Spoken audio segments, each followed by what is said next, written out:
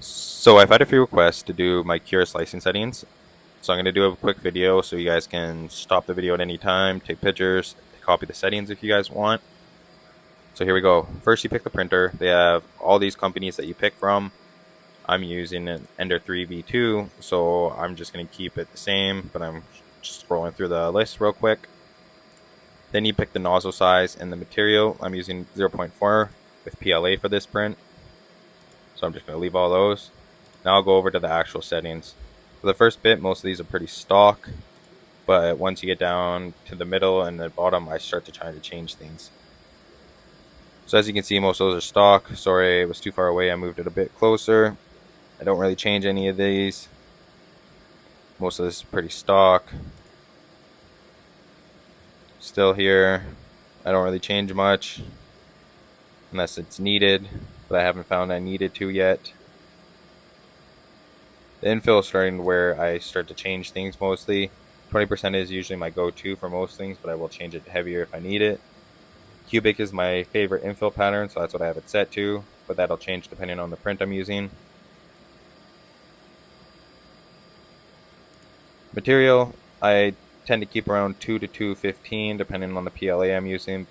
The bed plate I use 60, but this will change depending on the bed plate that you have and the filament that you are using. Speed, I've kept stock completely. I don't change this, haven't yet. I didn't want this to be an issue, so I kept this as stock as I could, and it works well for me. I know some people enable jerk control. I haven't found it needed for my prints, so I just keep it off. And this is all stock as well. Haven't needed to change things here. I do leave the cooling on. I know some people take it off. I don't know why, but I find it better for me at least.